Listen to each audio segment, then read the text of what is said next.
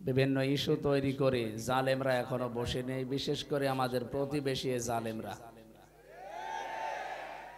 বাংলাদেশে কোনো মন্দির ভেঙে মসজিদ বানানো হয়েছে আমি দেখি নাই, শুনিও নাই, কোনো জায়গায় আমি পড়িও নাই।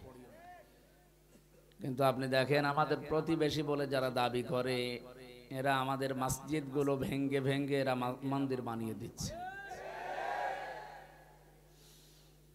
ওরা সারা দুনিয়ার কাছে মানুষকে জানায় যে আমরা সংখ্যালঘু। বাংলাদেশে নাকি সংখ্যালঘু নির্যাতন হয়, এটা সবচাইতে বেশি বিশ্বের মানুষকে জানায় ইন্ডিয়া। অথচ সবচাইতে বেশি এখন সংখ্যালঘু তাদের দেশে নির্যাতিত হচ্ছে। ওই দেশে মুসলমানেরা সংখ্যালঘু না? কথা বলে না কেন? হিন্দু, বৌদ্ধ, খ্রিস্টান ঐক্য পরিষদ না, ঐক্য ফ্রন্টের সভাপতি বিজন কুমার সরকার, এই লোকটা আজকে সকালে আপনারা দেখেছেন সংবাদ সম্মেলন করে জানিয়েছে বাংলাদেশের সংখ্যালঘু নির্যাতন সবচাইতে বেশি করেছে যারা এতদিন ক্ষমতায় ছিল তারা। 2024 সালের আগস্টের 5 তারিখের পর থেকে এদেশে জামাত, বিএনপি এবং ইসলামী যারা মাইন্ডের মানুষ আছে, আলেম ওলামা, তাদের নাম ধরে তিনি বলেছেন যে এরা হিন্দুদের উপরে, অন্যান্য জাতির উপরে কোনো নির্যাতন অত্যাচার করেনি এবং এদের হাতে এই মানুষগুলো নিরাপদ। প্রশ্ন আসতে পারে আরো হিন্দু যারা কিছু উল্টাপাল্টা কথা বলে লাফা, এরা কারা? ইসকনের যে নাম আসতেছে, ইসকন আসলে হিন্দুদের সংগঠন নয়, এটা ইহুদিদের। ওর প্রধান যে প্রতিষ্ঠাতা আপনার কি স্বামী প্রভুপাদ এরকম একটা নাম আছে ওনার। এই লোকটা খ্রিস্টান চার্চে লেখাপড়া করার কারণে ওখান থেকে কিছু শিক্ষা দীক্ষা নিয়ে ওটা হিন্দুদের ভেতরে প্রচার করার জন্য যখন উঠে পড়ে লেগেছিল, হিন্দুরা মানে নাই। শেষ পর্যন্ত বিশ্বের বিভিন্ন দেশে, এমনকি বাংলাদেশেও যারা নিম্নমানের হিন্দু, এই ছোটখাটো কাজ যারা করে, অভাব যাদেরকে ঘিরে ধরে, এই মানুষগুলোকে তারা টার্গেট করে। ঢাকার স্বামীবাগের পাশে যে মেথরপট্টি আছে, এদেরকে তারা কাজে লাগিয়েছে। সিলেটের যারা চা বাগানে কাজ করে গরিব মানুষ, এদেরকে তারা কাজে লাগিয়েছে। পঞ্চগড়, ঠাকুরগাঁও যারা এই পাথর ভাঙে, এদেরকে তারা কাজে লাগিয়েছে। এই নিম্নমানের হিন্দুদেরকে তারা টাকা পয়সা দিয়ে দলে ভিড়িয়ে এরা একটা নতুন বিষয় আবিষ্কার করতে চাচ্ছে। এই জন্য এরা সরাসরি হিন্দু নয়। হিন্দু ভাই যারা আছেন সারা বাংলাদেশ সহ বিশ্বে, আপনারা উল্টাপাল্টা ধারণা করবেন না মুসলমানদের প্রতি। আমরা সব এখনো ঠিক আছি। আপনি দেখতে পাননি 2024 সালের 5 আগস্টের পর থেকে দেশের মুসলমানেরা মন্দির পাহারা দিয়েছে। আমরা যদি মন্দির ভেঙে ফেলবো তো পাহারা দিলাম কেন? সুতরাং প্রোপাগান্ডায়, বিশেষ করে যারা মিথ্যা তথ্য ছড়াচ্ছে ফেসবুকের মাধ্যমে, সামাজিক যোগাযোগ মাধ্যমে, ইন্টারনেটে, তাদের কোনো কথা বিশ্বাস করে ফাঁদে পা দেওয়া যাবে না। বিশেষ করে উস্কানিতে দুই বোন মিলে এখন কিন্তু উস্কানি আরম্ভ করেছে। সারা পৃথিবীর বিভিন্ন মানুষের সিম্পেথি পাওয়ার জন্য এখন একটা নতুন ওয়াজ আরম্ভ করেছে। শয়তান জান্নাতের গেটে দাঁড়িয়ে ওয়াজ করেছিল, কসামাহুমা ইন্নী লাকুমা লামিনান নাসিহিন, আমাকে বিশ্বাস করো না, আমি তোমাদের হিতাকাঙ্ক্ষী, আল্লাহর কসম করে বলছি। শয়তান কসম করেছে কার বলেন? উনিও এখন বিভিন্ন জিনিসের কসম দিয়ে মানুষকে জানাচ্ছে যে আমি নির্বাচিত ছিলাম, আমাকে উৎখাত করা হয়েছে। এটা ডাহা মিথ্যা কথা। 15.5 বছর তো নির্বাচনই হয়নি, আপনি নির্বাচিত হইলেন কি করে? নির্বাচিত হওয়া যায় যে পদ্ধতিতে, তার নাম নির্বাচন। কি নির্বাচিত হওয়া যায় যে পদ্ধতিতে, এর নাম কি? আল্লাহ বলেন হুয়াজি তাবাকুম, আমি তোমাদেরকে নির্বাচিত করি। লক্ষ লক্ষ নবীর উম্মত থেকে আল্লাহ আমাদেরকে বাছাই করে নির্বাচিত করে দুনিয়ায় পাঠিয়েছেন। অথচ সেই সিস্টেমটাই আপনি এই 15.5 বছরে ভেঙে ফেলেছেন। নির্বাচন বলতেই তো কিছু ছিল না। আমার 33 বছর বয়স এখন, আমি 3 বার ভোট দিতে পারি 18 বছরের পরে, একবারও পারি না। কি সবচাইতে বড় বিষয়, 154 জন নির্বাচনের আগে ঘোষণা দিয়ে দিয়েছেন, সেবার নির্বাচন হয়নি। এরপরে নির্বাচন দিনের বেলা হবে না, আপনি রাতেই করে ফেললেন। নির্বাচন যে দেশে রাতে হয়েছে এর প্রমাণ আছে না? এই যে পেছনে পুলিশ দাঁড়িয়ে আছে, আমার সাথে এক ওসি সাহেব ছিল জেলখানায় 3 বছর। উনি আমার একদিন এসে বলছে, হুজুর দেখেন তো আমার তওবা হয়েছে কিনা। কিভাবে? যে এই যে নির্বাচন গেল, এই নির্বাচনে আমি বাইরে ছিলাম, আমি আমার যা লোকজন আছে বিশেষ করে এসআই এবং কনস্টেবল যারা আছে দারোগা, এদেরকে নিয়ে আমি রাত 12টার পর থেকে আল্লাহর নামে ভোট কাটা আরম্ভ করলাম।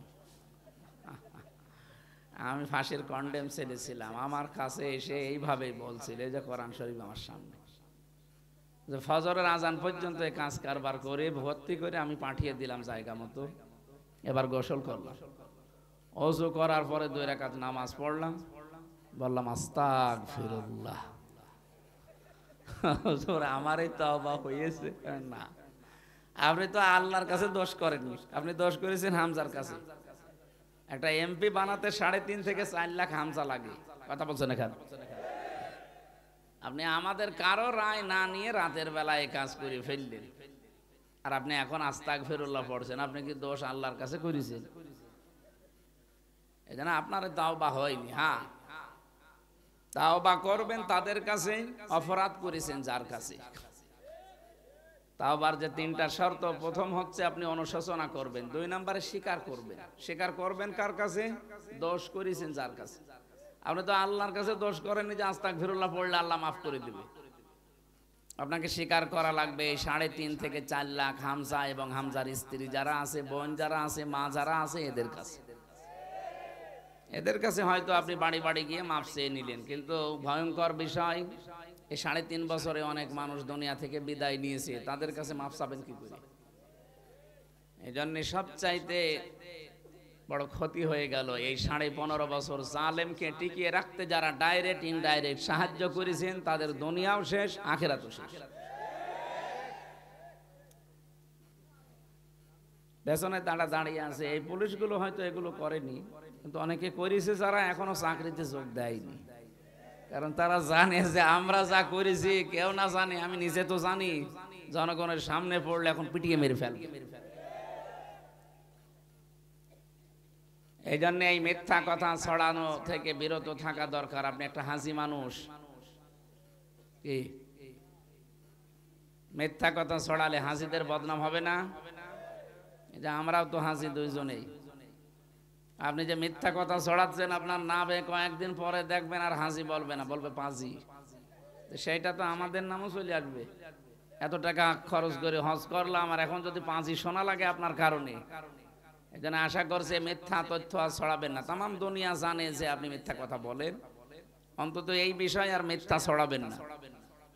কিসের রাজনীতি করে কিসের নির্বাচিত হয়েছিলেন আল্লাহ ভালো জানে। একবারও নির্বাচন এই 15.5 বছরে হয়নি। সুতরাং 8 সাল থেকে 24 সাল পর্যন্ত যারা নির্বাচনের মাধ্যমে মানুষকে প্রহসন দেখিয়েছেন, এরা যদি নামের পরে সাবেক এমপি সাবেক মন্ত্রী লেখে, জায়েজ নেই। কারণ আপনি তো নির্বাচিত ছিলেন না, আপনাকে আমরা ভোট দেইনি, আপনি ভোট চোর। খুব বেশির থেকে বেশি আপনি পোস্টারে লিখতে পারেন সাবেক ভোট চোর।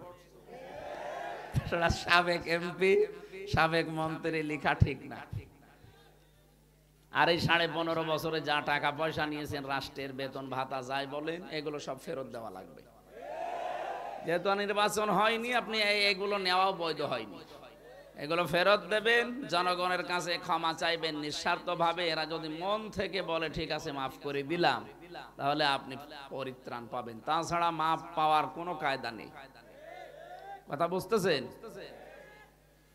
সবচাইতে বড় কঠিন বিষয় এবার বলছি, সূরা শূরার 42 নম্বর আয়াত, ইন্নামাস সাবিলু আলাল্লাযীনা ইয়াযলিমুনান নাস। আল্লাহ পাক বলেন, অবশ্যই আমি নিজে মামলা দেব তাদের বিরুদ্ধে যারা মানুষ হয়ে মানুষের উপরে জুলুম করছে, করবে। ইয়াজলিমুনা মুজারে, বর্তমান ভবিষ্যৎ, প্রেজেন্ট ফিউচার। এখানে আল্লাহ ইয়াজলিমুন আল মুসলিমুনা দেয়নি, ইয়াজলিমুন আন নাস দিয়েছেন। হিন্দু কি মানুষ না? এ কথা বলছেন না কেন? বিশ্বজিৎ কি মানুষ ছিল না? ও হিন্দু হতে পারে কিন্তু তো মানুষ। আপনি কেন মানলেন? আবার আর ফাহাদ কি মানুষ না? ও মুসলমান হতে পারে, সে তো মানুষ। কথা বলেন না কেন? সুতরাং মানুষ হয়ে যারা মানুষের উপরে জুলুম করে, অত্যাচার করে, তাদের বিরুদ্ধে মামলা হামজা না দিলেও দেবে কে? 1628টা চেয়ার ছিল এই দেশে, মেন চেয়ার। এ চেয়ারে 15.5 বছরে যারাই দায়িত্বে ছিলেন, আল্লাহর কসম প্রত্যেকেই আল্লাহর মামলার আসামি। বাদী যত বড় হয়, মামলা কিন্তু এরকম কঠিন হয়ে যায়। এখানে কথা বলেন, কি সমস্যা কি?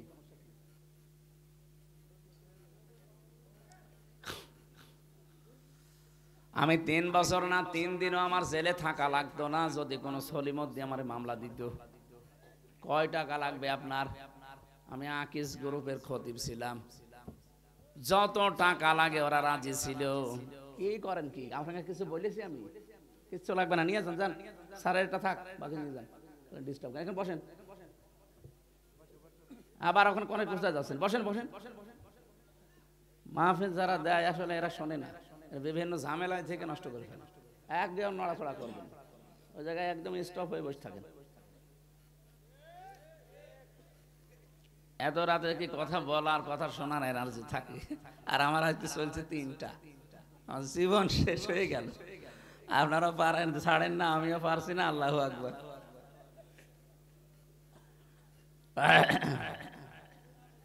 আমার ভাইরা, পাবনাবাসী, যে কথা বলছিলাম, আল্লাহর মামলার আসামি আমি। যেহেতু টার্গেট ছিলাম রাষ্ট্রের, এই কারণে আমারে ছাড়ে নাই। আমার মামলার সরাসরি বাদী ছিল যারা পালিয়েছে ওরা। আর আপনার বিরুদ্ধে মামলা উনি না দেবে, সরাসরি আল্লাহ নিজে। এই জন্য আপনাদের কপাল শেষ। আল্লাহু লা ইয়াহদিল কওমাজ জালিমিন। ইয়াহদি এইটাও মোজারে, বর্তমান, ভবিষ্যৎ, প্রেজেন্ট, ফিউচার। আল্লাহ বলেন জালেমদের আমি হেদায়েত দিচ্ছি না, দেব না। কি করলেন আপনি? আপনার দুনিয়াও শেষ হয়ে গেল, মরণের পরে যে বিশাল জগৎ শুরু হবে ওইটাও শেষ। দুনিয়া কিভাবে শেষ হয়েছে তাকান। সূরা নমল 50 নাম্বার আয়াত, 51, 52 নাম্বার আয়াতগুলো দেখবেন বাড়ি যে। 19 নাম্বার পারার 20 নাম্বার পৃষ্ঠা 7 নাম্বার লাইনে আছে। আল্লাহ পাক বলেন ফাতিলকা বুয়ুতুহুম খাবিয়াতাম বিমা যালামু। আল্লাহ যেন আঙ্গুল দিয়ে এভাবে দেখাচ্ছে, ফাতিলকা বুয়ুতুহুম, বাইতুনের বহু বচন বুয়ুত, শব্দ শুরু করেছেন আল্লাহ ফা দিয়ে। আল্লাহ এইভাবে দেখিয়েছে নবী, এই সেই ঘরগুলো, বাইতুন না দিয়ে বুয়ুত দিয়েছেন, এরপরে হোম আছে, বহু, এই যে জমির, এই সেই ঘর। আপনি একটু তাকান এই ঘরের দিকে। খাবিয়াতাম বিমা যালামু, এগুলো আমি পরিত্যক্ত করে দিয়েছি, ওজাড় গৃহ বানিয়ে দিয়েছি, জনশূন্য করে দিয়েছি। কেন? এদের জুলুমের কারণে। এই সমস্ত ঘরগুলোতে জুলুমের সলা পরামর্শ হতো, দুর্বিসন্ধি হতো, ষড়যন্ত্র হতো। একটা যে কত বাস্তব। 2024 সালের 5 আগস্টের বিকাল 5টা বাজতে বাজতে আল্লাহ আজটা দেখিয়েছেন। এদেশে 630টা থানা, যতগুলো জায়গায় জালেমদের বাড়ি আপনি দেখেন, সবগুলো পরিত্যক্ত হয়ে গেছে। এর বাস্তববান আমার কুষ্টিয়ার হানিফের বাড়ি। গত পরশুদিন আমি আসার সময় দেখেছি বাড়িটা এখন আর বাড়ি নেই, উজাড় গৃহ হয়ে গেছে। আল্লাহ যে খাবিয়াতান দিয়েছেন, এর প্রমাণ এদেশের জালেমদের বাড়িগুলো। আল্লাহ এতটুকু যদি শেষ করে দিতেন, এই আয়াতটা আমি বলতাম না। এর পরে আমাদের জন্য শিক্ষা। ইন্না ফি যালিকা লায়াতাল লিকওমিন ইয়ালামুন। মাঝখানে লাম, এটা লামে তাকিদ। আল্লাহ গ্যারান্টি দিচ্ছে, তাকিদ দিচ্ছে, অবশ্যই এর ভেতরে শিক্ষা আছে। কাদের জন্য? যারা জ্ঞানী। তাহলে আমাদের জন্য এখানে শিক্ষা কি? তাফসিরে মাযহারি মুফাসসির লিখেছেন, এটা লূত নবী আলাইহিস সালামের জামানার ঘটনা। ওই মানুষগুলো সমকামিতায় লিপ্ত ছিল। আল্লাহ এত রাগান্বিত হয়েছিলেন ওদেরকে পুরা উল্টিয়ে ওটা এখন ডেড সি, মৃত সাগর বানিয়ে দিয়েছে, এখনো জর্ডানে আছে। আজ এই দেশে অনেকে সূক্ষ্ম কায়দায় সমকামিতা আরম্ভ করার জন্য বিভিন্ন পায় তারা করছেন। আল্লাহর পুরা সিস্টেমকে আপনি উল্টিয়ে ফেলতে চান।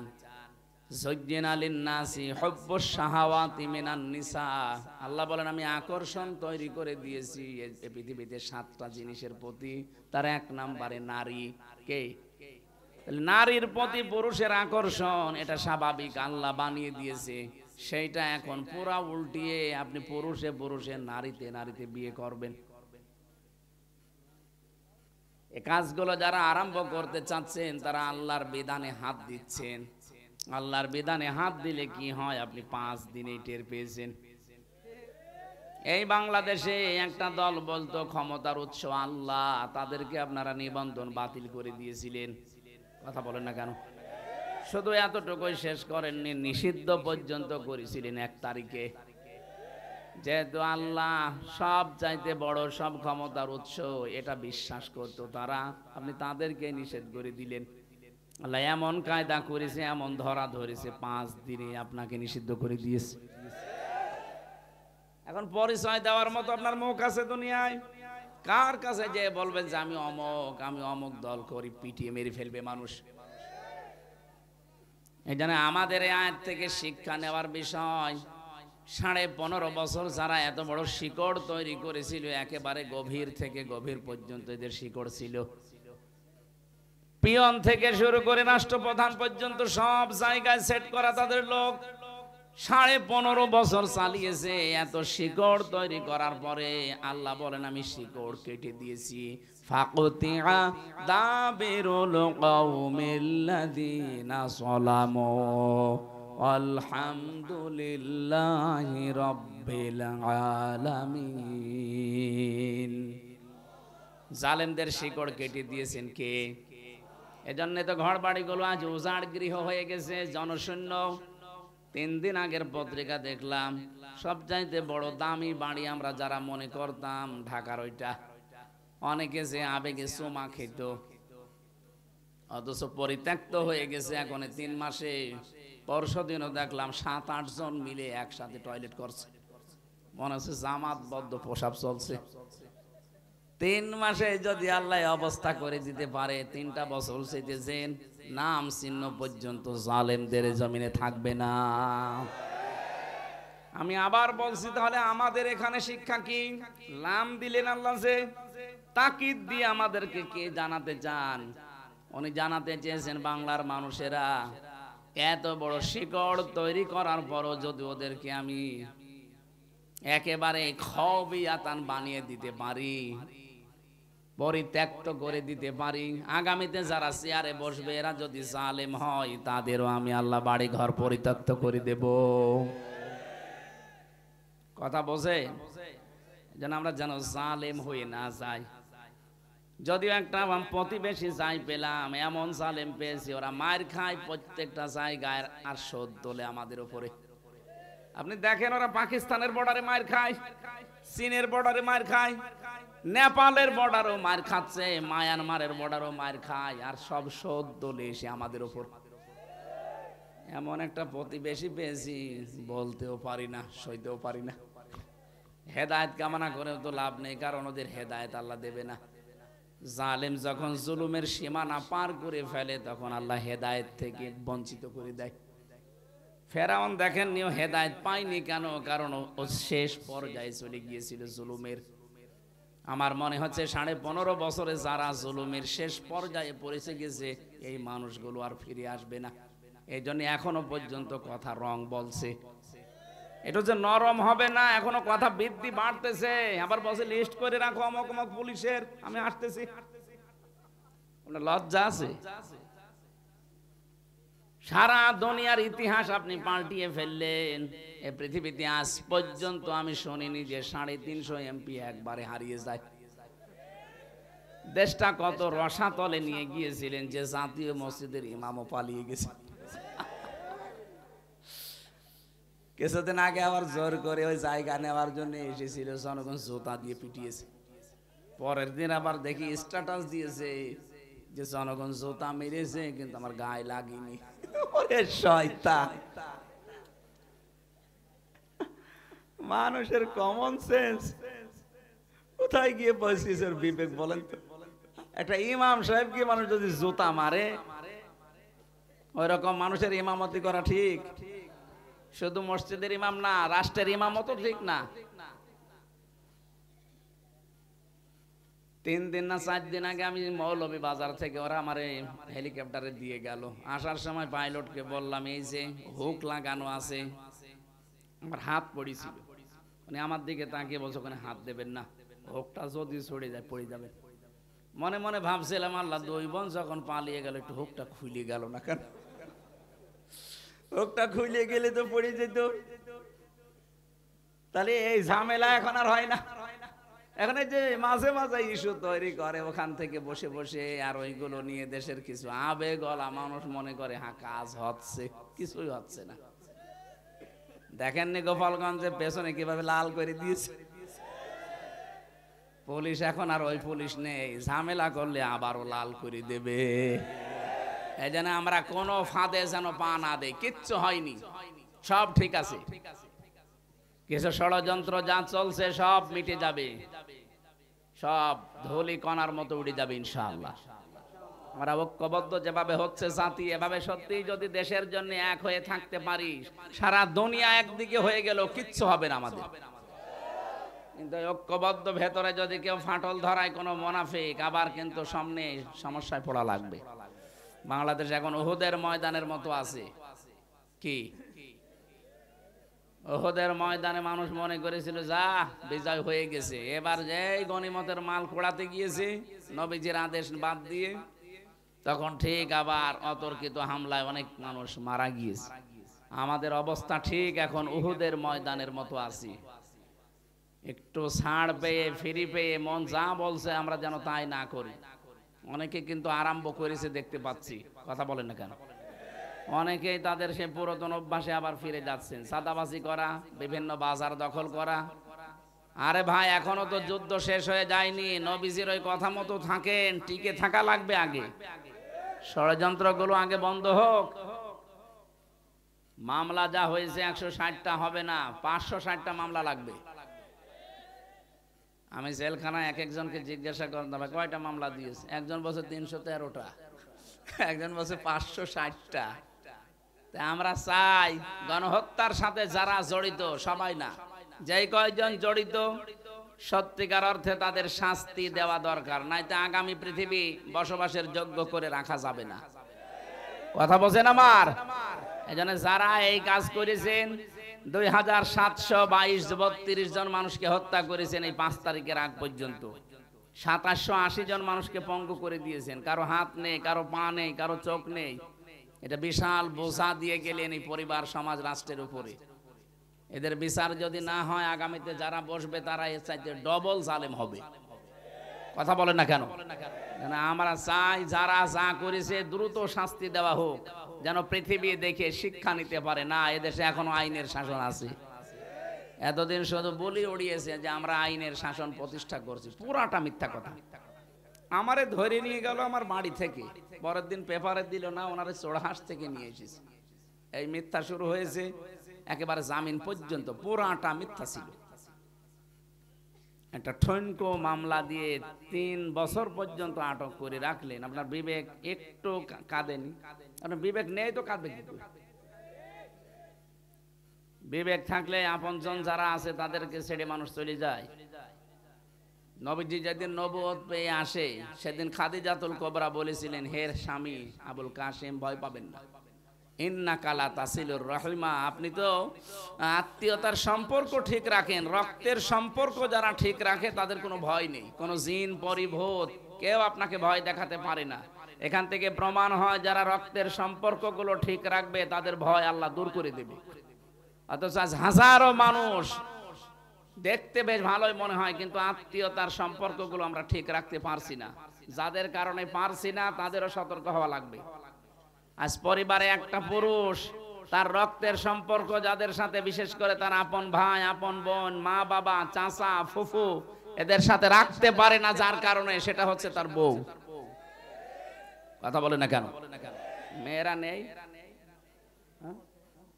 তো, আছে তো না, সব ঘুমিয়ে পড়িস।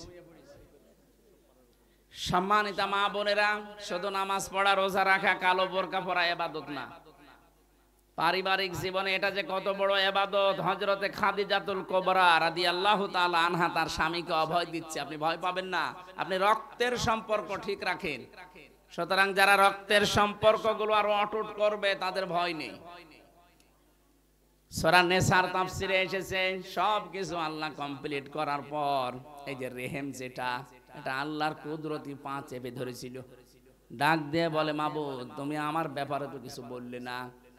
আল্লাহ পাক বলেন, তোমার ব্যাপারে আমার সিদ্ধান্ত এই, যারা তোমার সাথে সম্পর্ক ঠিক রাখবে আমার সাথে তাদের সম্পর্ক আছে, যারা তোমাকে কাট করে দেবে আমি আল্লাহ তাদেরকে কাট করে দিলাম। বলেন নাউজুবিল্লাহ। কি বুঝলাম এখান থেকে?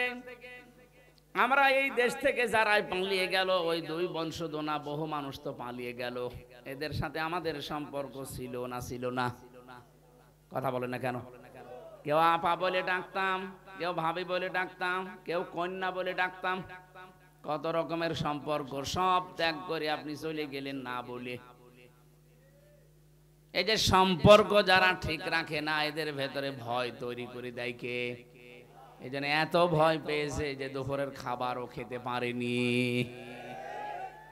দ্বিতীয় নম্বরে খাদিজাতুল কুবরা বলেছিলেন, স্বামী আমার অত্তাহমিলুল কাল্লা, আপনি তো মানুষের বোঝা বহন করেন, মানুষের বোঝা আপনি হালকা করে দেন, কেন আপনি ভয় পান?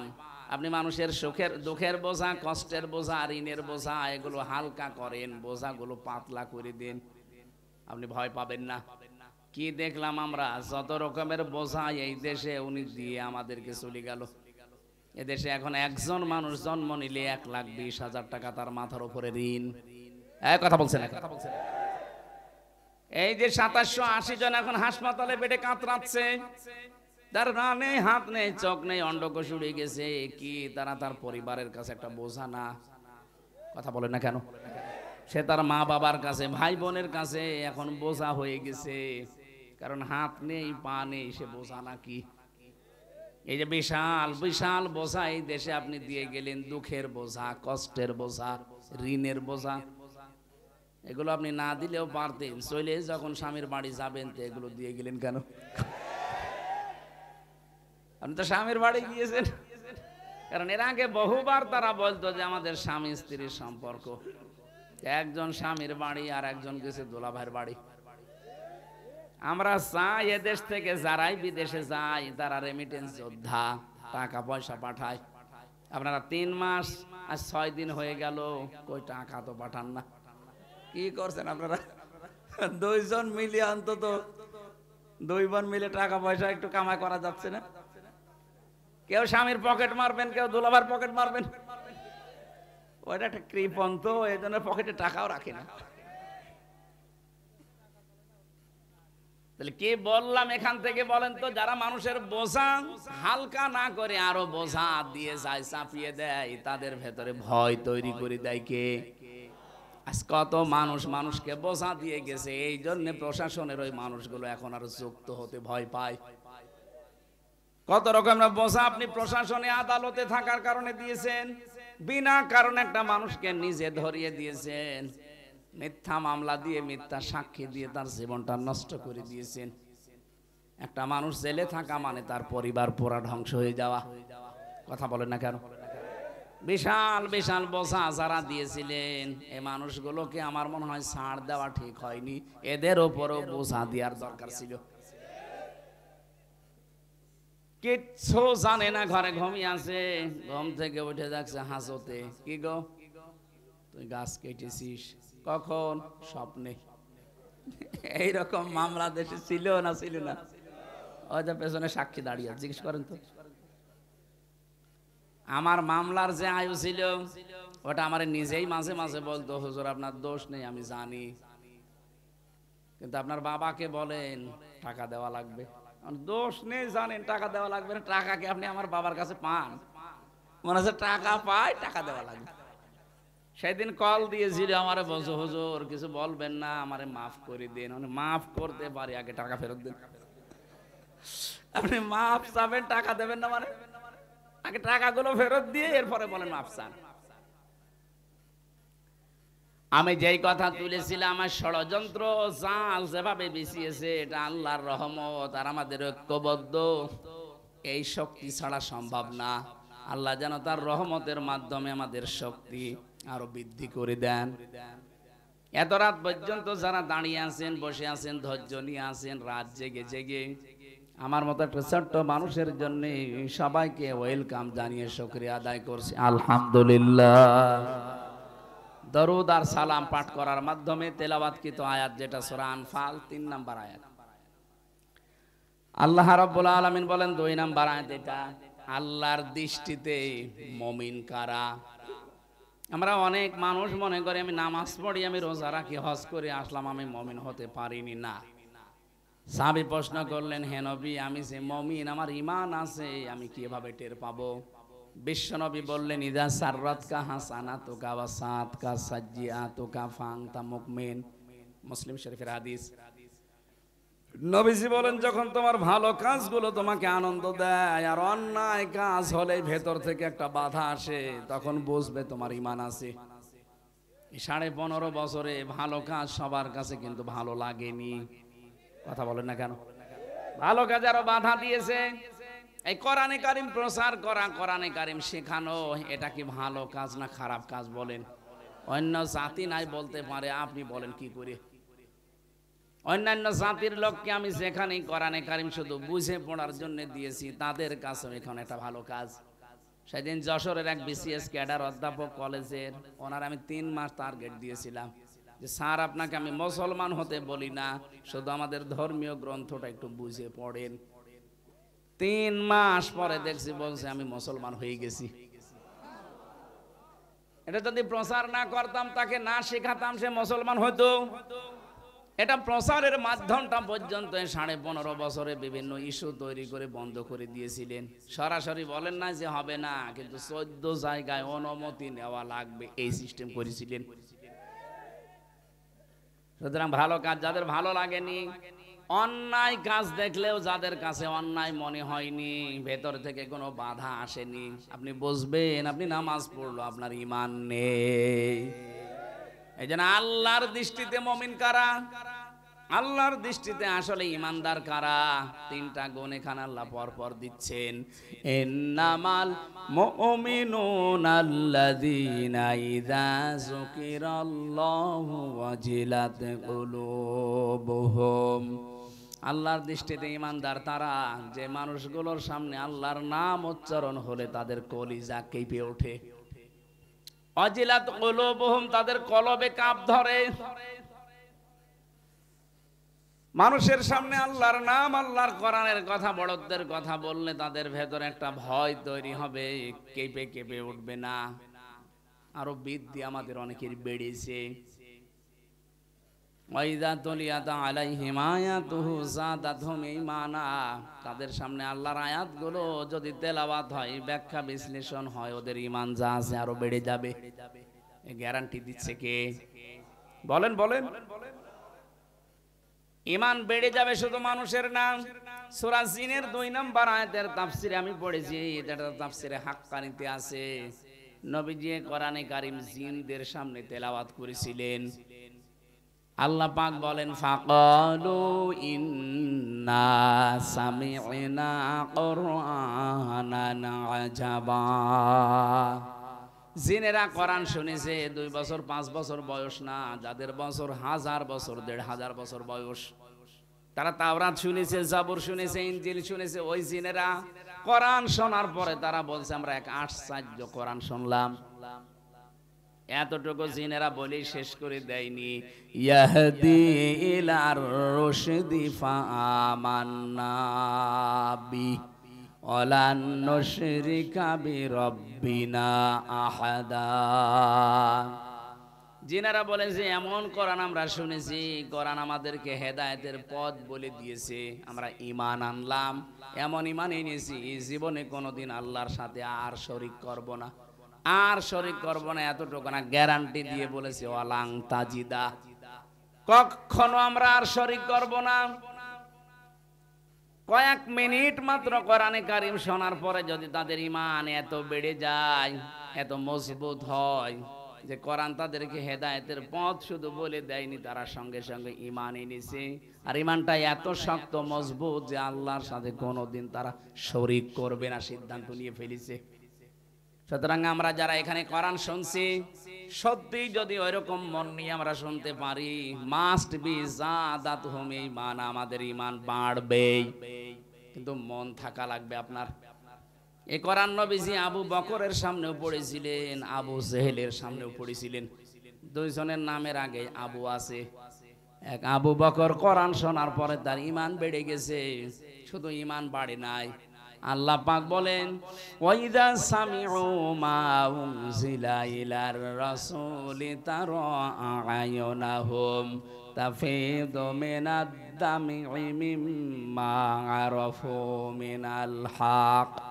হে নবী, যখন কোরআনে কারীম তাদের শোনাবেন, যদি ওদের উপলব্ধি করার ক্ষমতা থাকে, ওরা যদি বুঝতে পারে আমি আল্লাহ কি বলতে চাই, দেখবেন ওদের চোখ দিয়ে পানি গড়িয়ে পড়ছে। কোরআনের আলোচনায় সবার চোখে পানি আসবে না, এটা বোঝার মতো যোগ্যতা থাকা লাগবে আপনার। আপনি যদি সত্যি এর মর্মবাণীগুলো উপলব্ধি করতে পারেন যে আল্লাহ কি বলে আর আমি কি করি, দেখবেন মনের অজান্তে কখন চোখ দিয়ে পানি পড়ছে আপনি টেরও পাবেন না। আল্লাহ পাক বলেন এই কোরআন আবু জেহেলের সামনেও তো পড়েছিল মুহাম্মদুর রাসূলুল্লাহ, ওর ঈমান বাড়ে নাই, ওর শয়তানি বেড়েছে। শয়তানি এত বাড়া বেড়েছিল, কোরআনের বিরুদ্ধে আইন পর্যন্ত পাশ করেছিল। লা তাসমাউ লিহাদাল কোরআন, এ কোরআন তো শুনতে যাওয়াই যাবে না, আওয়াল গাউফি, হট্টগোল বাদাও, পরিবেশ নষ্ট করে দাও, আল্লাকুম তাগলিবুন, আশা করা যায় তোমরা গালেব হবে, বলেন নাউজুবিল্লাহ। এখানে জন্য যারা এসেছেন যদি আবু বকরের মতো মন নিয়ে বসেন, মাস্ট বি আপনার ঈমান বাড়বেই।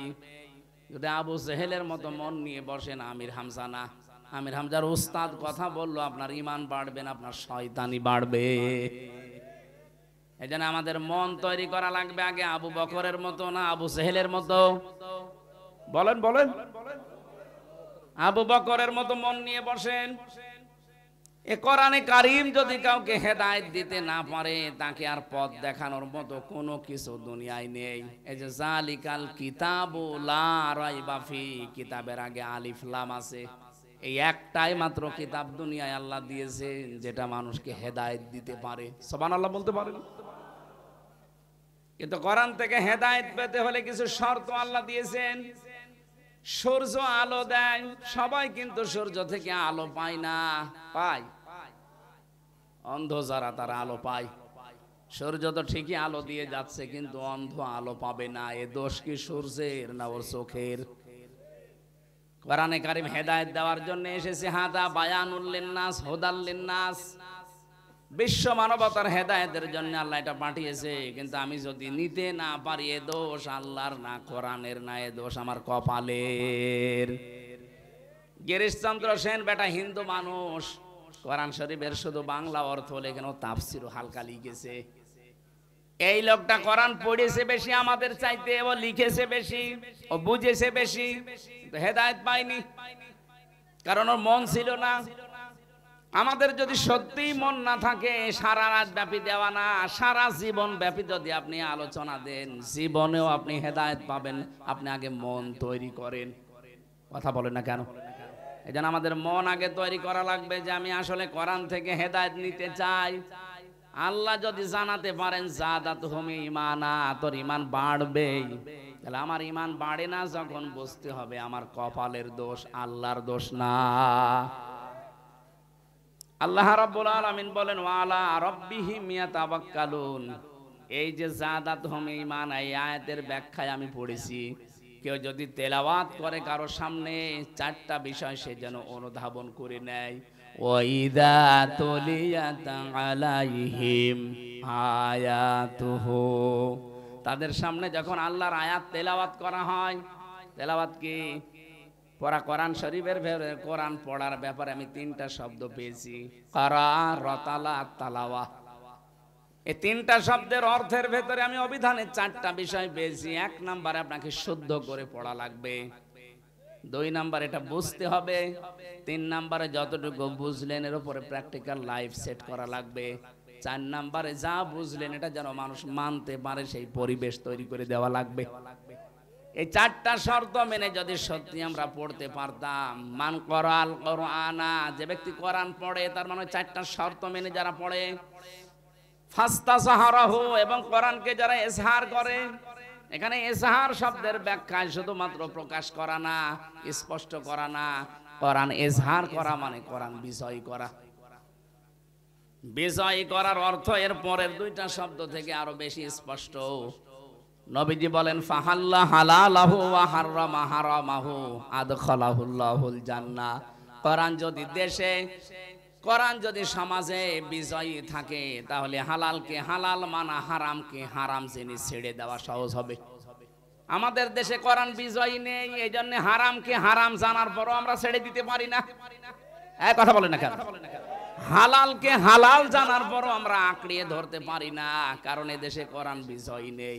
কোরআন বিজয়ী থাকলে আপনি হালালকে হালাল জেনে আঁকড়িয়ে ধরতে পারতেন, হারামকে হারাম জেনে ছেড়ে দিতে বাধ্য হতেন। কারণ যখনই কোরআন বলতো ওয়াসারিকু ওয়াসারিকাতু ফাকতাউ আইদিয়াহুমা, চোর চুরি করলে পুরুষ হোক নারী হোক সাক্ষ্য প্রমাণে ধরা পড়লে হাত কেটে দাও। আমার মনে আয়াতটা যদি 53 বছর আগে বাংলার সংসদে কায়েম থাকতো, এদেশে বহু মানুষের হাত বুকে ঝুলতো। এটা নেই, এই জন্যই তো 36,000 কোটি টাকা চুরি করেছে দরবেশ। কত? 36,000 কোটি। এক জীবনে আপনি গণনা করে শেষ করতে পারবেন না। 7টা ব্যাংক থেকে এই লোকটা এতগুলো টাকা মারিং কাটিং করলো। ইসলামী ব্যাংক ধ্বংস করে দিয়েছে এই শয়তানরা। 75,000 কোটি টাকা এখান থেকে আত্মসাৎ করেছে। যদি চোরের আইনটা থাকতো এই দেশটা আর কিচ্ছু লাগতো না, শুধু একটা আইন থাকলে দেশটা জান্নাত হয়ে যেত। চুরি বন্ধ করে দেন, শুধু সঠিক ডিস্ট্রিবিউশন যেটা আছে, সঠিক বন্টন, এটা একটু চালু করেন, দেশে কারো কাছে হাত পাতা লাগবে না। বিশ্বের বহু দেশ এখন মুখিয়ে আছে আমাদেরকে দেওয়ার জন্য। পাকিস্তান থেকে আসতেছে, তুরস্ক থেকে আসতেছে, চীন থেকে আসতেছে, আসতেই থাকবে। আহ্বান জানাচ্ছে, এটা রেকর্ড হচ্ছে, কালকে সারা দেশে যাবে। এই সমস্ত দেশে ভারত ছাড়া যদি মধ্য এশিয়ার এই সমস্ত সব দেশ চলতে পারে, আমরা বাংলাদেশ কেন চলতে পারবো না? আমাদের আগের বন্ধু যারা যারা আছে তাদের দিকে একটু ঝোঁকা লাগবে আমাদের। মুশরিকদের ভেতরে সবচাইতে বেশি ভয় মরণের। ওয়ালা তাজিদান্না আহরাসান নাসি আলা হায়াতিউ ওয়া মিনাল্লাযিনা আশরাকু, ওরা সবচাইতে বেশি ভয় পায় মরণকে। ওদেরকে হে নবী আপনি যদি বলেন যে 1000 বছর তোমাদের হায়াত, ওরা বলবে আলহামদুলিল্লাহ আরো বেশি বাঁচতে চাই। তার মানে সবচাইতে বেশি ভয় ওদের মরণের। যখনই আপনি ওদের মরণের পথ তৈরি করে দেবেন, এমনিতেই মাথা নত করে বলবে বাবা আমারে মাফ করো। সে তো পাকিস্তান থেকে একটু চিনি এসেছে তাই মাথা খারাপ হয়ে গেছে। এই কথা বলে না কেন? ওরা আমাদের পাকিস্তান থেকে আলাদা করেছে, এই জন্য নাকি ওরা আমাদের বন্ধু। 7 সিস্টারের মাধ্যমে ওদেরকে আমরা 7 ভাগ করে দিচ্ছি। ওরা আমাদের 1 ভাগ করে যদি বন্ধু হয়, আমরা 7 ভাগ করে দিচ্ছি, আমরা বড় বন্ধু না? ডক্টর ইউনূস একটু ট্রাস দিয়েছিল, এই ভয়ে ওদের ঘুম হারাম হয়ে গেছে। এজন্য মুশরিকদের সবচাইতে বড় ভয় ওদের জীবনের উপরে, আর আমাদের সবচাইতে আশা আমাদের জান্নাতের উপরে। যত তাড়াতাড়ি যেতে পারবো তত তাড়াতাড়ি আল্লাহর বাগান রেডি। কথা বলেন ঠিক কিনা? ওরা যত তাড়াতাড়ি যাবে ওদের জন্য আগুন রেডি, এজন্য মরতে চায় না। আমি আশা করব এখান থেকে আশপাশের এই দেশগুলো সব যদি ওদের ছাড়া চলতে পারে, আমরা অবশ্যই পারবো যদি আমাদের ঐক্যবদ্ধ এবং ঈমান তৈরি হয়। অমাং দাখালাহু কানা আমিনা। কাবা শরীফের উদাহরণ দিয়ে আল্লাহ জানিয়েছেন কাবায় প্রবেশ করলে নিরাপত্তা দেয় কে? আরো জোরে বলেন। বাংলাদেশ কি কাবা শরীফ? বলেন। ৬,০০০ কিলোমিটার দূর আমাদের দেশ থেকে কাবা। আমাদের এই ৫৬,০০০ বর্গ মাইল, তাহলে নিরাপত্তার চাদরে কাবার মতো ঢেকে রাখা লাগবে না? এ দেশটা যে কাবার মতো নিরাপত্তা দিতে চান, আল্লাহ কোরআনে সূরা আনামের ৮২ নাম্বার আয়াতটা দিয়েছেন আমাদেরকে, আল্লাযীনা আমানু ওয়া লাম ইয়ালবিসু ঈমানাহুম বিযুলমিন উলাইকা লাহুমুল আমন ইলা আখির আয়া। আল্লাহ বলেন ঈমান আনার পরে যদি ঈমানের সাথে জুলুম মিশ্রণ না করো, এখানে জুলুম মানে শিরিক, যদি ঈমানের সাথে শিরিক মিশ্রণ না করো, উলাইকা ইসমে ইশারা দিয়ে আল্লাহ এভাবে জানিয়েছেন, মনে হচ্ছে এভাবে আঙ্গুল দিয়ে দেখাচ্ছেন, উলাইকা লাহুমুল আমন, এরাই নিরাপত্তার হকদার। সুতরাং আমরা আল্লাহর পক্ষ থেকে যদি নিরাপত্তা, নিরাপদ দেশ উপহার পেতে চাই, বহির্বিশ্বের যত ষড়যন্ত্র থেকে যদি সত্যি মুক্তি পেতে চাই, মাস্ট বি আমাদের যাদের ঈমান আছে শিরিক মুক্ত করা লাগবে। সূক্ষ্ম অনেকগুলো শিরিকে দেশে চলছে, তারপরে ১ নম্বরে বহু মুসলমান জেনে হোক না জেনে হোক করে। ক্ষমতার উৎস কে? বলেন বলেন। কত মানুষ এখন এই দেশে নামাজ পড়ে রোজা রাখে, বলে না ক্ষমতার উৎস জনগণ, এটা শিরিক। কারণ আল্লাহ যেটা পারে ওইটা অন্য কেউ পারে, বিশ্বাস করার নাম। বলেন বলেন। ক্ষমতায় দিতে পারে কে? জনগণ পারে। তাহলে এই বিশ্বাস যারা করছেন সে যেই হোক, আপনি কিন্তু শিরিক করছেন, আর শিরিক করলে আপনি মুশরিক। মুশরিকের নিরাপত্তার দায়িত্ব আল্লাহর নেই। আল্লাহর দায়িত্ব হচ্ছে যদি ঈমান আনার পরে আপনি শিরিক মুক্ত জীবন গঠন করতে পারেন, তাহলে আমি আশা করি আমার কথার অর্থ বোঝাতে পেরেছি। এই দেশ এখন সারা বিশ্বের মুশরিক এবং ইহুদিদের চক্রান্ত থেকে যদি নিরাপদ করতে চান, যতটুকু যার ঈমান আছে মাস্ট বি শিরিক মুক্ত করা লাগবে। ওয়ালা তাহিনু ওয়ালা তাহজানু ওয়া আনতুমুল আলাউনা ইন কুনতুম মুমিনিন। কোনো ভয় নেই, কোনো চিন্তা নেই, তোমরাই বিজয় হবে যদি মুমিন হতে পারো। বিজয় দেওয়ার মালিক কে? মুমিন হওয়ার মালিক অবশ্য, মুমিন হওয়ার মালিক আল্লাহ। মুমিন আল্লাহ মুমিন হবে? আল্লাহ তো মুমিন আছে। আল্লাহ মুমিন না? আমরা আব্দুল মুমিন, আল্লাহ কি? আমরা এই জন্য ডাক দেই ইয়া মুমিনু। এখন মুমিন হওয়ার দায়িত্ব আল্লাহর না, মুমিন হওয়ার দায়িত্ব কার? আমাদের। আমরা যদি সত্যি ওই মুমিনের উপরে বিশ্বাস করে মুমিন হতে পারি, আল্লাহ আমাদেরকে দুইটা জিনিস দেবেন। অবশ্যই আল্লাহ আমাদেরকে পৃথিবীতে কোনো ভয়, কোনো চিন্তা, এগুলো সব দূর করে দিয়ে পৃথিবীর যেটা দেওয়া দরকার ওটা আমাদের হাতে তুলে দেবেন। এজন্য আমাদের উচিত আমরা যে জায়গা থেকে আসি, প্রত্যেকের জায়গা থেকে আমরা চেষ্টা চালাবো জনগণকে শিরিক এবং বেদাত থেকে মুক্ত করার। আপনাদের এই অনুষ্ঠানটা আমার মনে হয় আগামী বছর থেকে সিস্টেম বাদ দেওয়া দরকার। এত রাত পর্যন্ত যে সারা রাত এখন ঘুম কামাই, এ সারা দিন ঘুমালেও জের উঠবে না।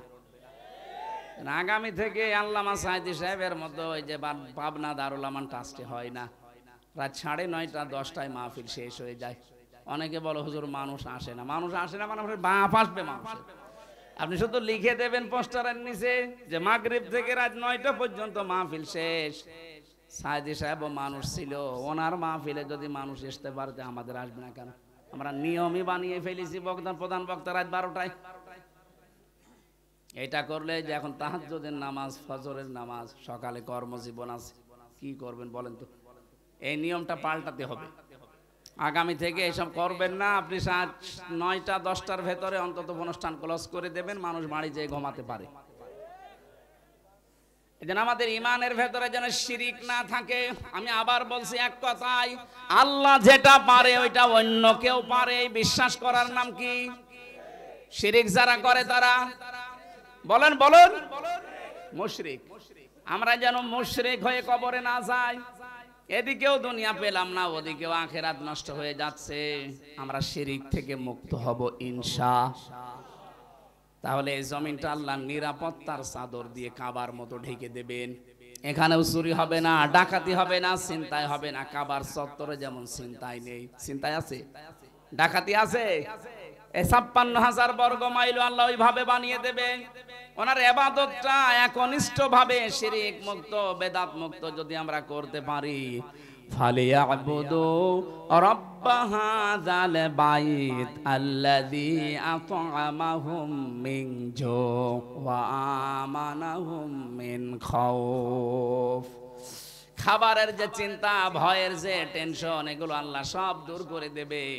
কারণ গ্যারান্টি উনি নিচ্ছেন, উনি দায়িত্ব নিচ্ছেন। বিশ্বের এমন এমন জায়গা থেকে আল্লাহ আমাদের জীবন উপকরণ খাবারের ব্যবস্থা নিয়ে আসবে। ধারণাও ছিল না যে পাকিস্তান আমাদের চিনি দেবে। এতদিন পর্যন্ত যে শত্রুতা ওনাদের সাথে আমাদের, অথচ চিনি পাঠাচ্ছে। এক কথা বলছেন না কেন?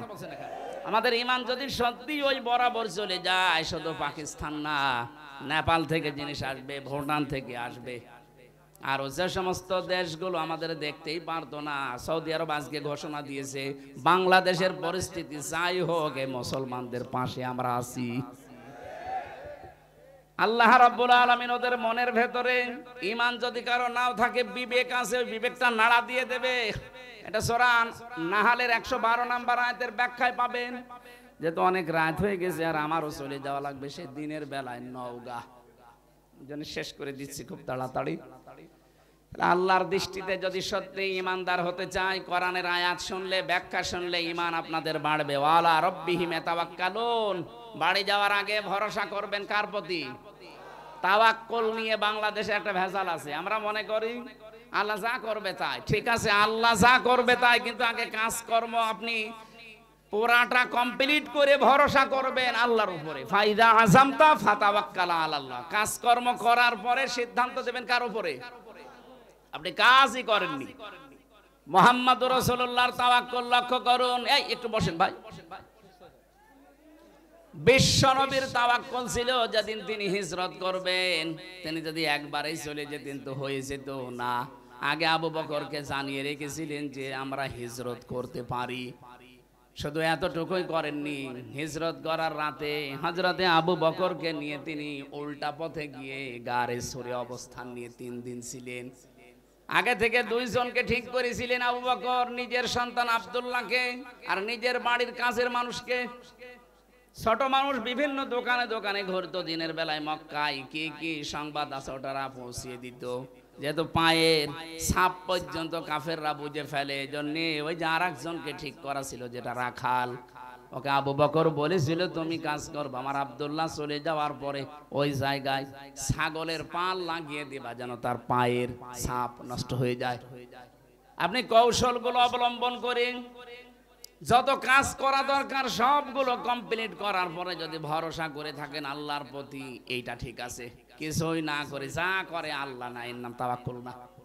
সাহাবী বললেন, হে নবী, আমার উট কি দড়ি দিয়ে গাছের সাথে শক্ত করে বেঁধে তার উপরে ভরসা করব আল্লাহর উপরে, নাকি উট ছেড়ে দিয়ে? নবীজি বললেন, না, আগে উট শক্ত করে খেজুর গাছের সাথে বেঁধে রাখো, এরপরে ভরসা করো আল্লাহর উপরে।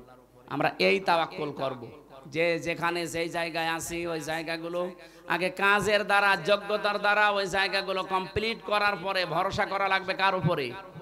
সত্যিকারের ইমানদারের। এখনো আরো গুণ আছে, আমি আজকের মতো আর পারছি না, আমার গলা ব্যথা করছে। আগামীতে কোনো জায়গায় আসলে কথা বলবো ইনশাল্লাহ। পাবনা দারুল আমান ট্রাস্টে আছে ২১ তারিখে, ওখানে এশার পরে উঠবো, এশার পরে উঠে যতক্ষণ পারি চালাবো, ওই জায়গায় যাবেন। ওই দিন একটা মাহফিল আছে, তো সমস্যা নেই। ২১শে জানুয়ারি কথা বলবো। আজকে শুধু আমার এই বিশ্ববিদ্যালয়ের স্যারের কারণে এখানে আসা, না তো আমি আজকে বাড়ি চলে যেতাম। আমি স্যারকে যদি কথা বলার থাকে কারো, একটু বলার পরে মোনাজাতের মাধ্যমে চলে যাব। ভাই অনেক রাত হয়ে গেছে, এখন বাজে ৫টা বেজে গেছে, এখনই আজান হবে। আল্লাহুম্মা আমিন। লা ইলাহা ইল্লা আনতা সুবহানাকা ইন্নী কুনতু মিনাজ জালিমিন। মোনাজাতটা বসে করেন, যারা এসেছেন, আমি মুসাফির মানুষ, মোনাজাতটা বসে করেন। রব্বানা যালামনা আনফুসানা ওয়া ইল্লাম তাগফির লানা ওয়া তারহামনা লানাকুনান্না মিনাল খাসিরিন। রব্বুল আলামিন, সারা জীবন অপরাধ করে জীবনটা নষ্ট করে ফেলেছি। হাত উঠায় কথা বলবো ভয় করে, লজ্জা করে।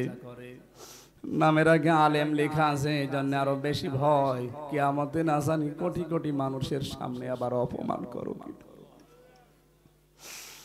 আল্লাহ তাআলা, আমরা শুনেছি নবীর হাদিসে, কিয়ামতে আলেমদেরকে নাকি তুমি কুদরতের চাদর দিয়ে ঘিরে একা একা গোপনে বিচার করো। মানুষের সামনে আমাদেরকে অপমান করো না। কোটি কোটি মানুষ থাকবে কিয়ামতে, আল্লাহ গোপনে তুমি নিজেই মাফ করে দিও। আল্লাহ তাআলা, আজকের এই অনুষ্ঠানটা সারা রাত তোমার বান্দা বান্দিরা অনেকে জেগে আছে। কোরআনের এই মহব্বতের কারণে, এই ধৈর্যের কারণে তাদেরকে জীবনের মতো মাফ করে দাও। এত রাত পর্যন্ত কোনো মানুষের কথা শোনার জন্য আমরা বসে থাকি না। কোরআনে কারীম শোনার জন্য যারা এত পাগল, এত আগ্রহ, যাদের এই পাবনার মানুষদেরকে তুমি ওমরের মতো বানিয়ে দাও। এ জেলার মাটির নিচে যত মানুষ ঘুমিয়ে আছে, কোরআনের ইজ্জতে তাদের মাফ করে দাও। আল্লাহ তাআলা, যার মাধ্যমে এসেছি, আমার মাথার তাজ শ্রদ্ধাভাজন উস্তাদ প্রফেসর ডক্টর গোলাম মাওলা, তার জীবনের অপরাধগুলো মাফ করে দাও। তার জীবনের ভালো যত কাজ আছে আল্লাহ তুমি মঞ্জুর করে নাও। তার মা বাবাকেও ক্ষমা করো। তার স্ত্রী সন্তান আদি যেগুলো দিয়েছ, ফাতেমার মতো বানিয়ে দাও। যত আলোচক এখানে কথা বলেছে, আল্লাহ আমার মুরব্বী মুফতি বজলুর রশিদ মিয়া, বড় ভাই মাওলানা আব্দুল বারী রশিদি সহ মাওলানা জহরুল ইসলাম খান, মাওলানা শফিউল্লাহ, সৈয়দ আল বেলালি, জহরুল ইসলাম তহা, যত আলেম এখানে কথা বলেছে, আলেমদের কথাগুলো মেনে চলার তৌফিক দাও। মা বোন যারা এসেছে, ফাতেমার মতো, আয়েশার মতো এদের চরিত্র দিয়ে দাও। 3টা বছর জেল খাটার কারণে আমি অসুস্থ হয়ে গেছি, আল্লাহ তুমি আমাকে আগের অবস্থায় ফিরিয়ে দাও। এই মাদ্রাসার যত প্রয়োজন আছে আল্লাহ কিয়ামত পর্যন্ত এখানে কায়েম রাখো। সব প্রয়োজন তোমার আরশ থেকে মিটিয়ে দাও।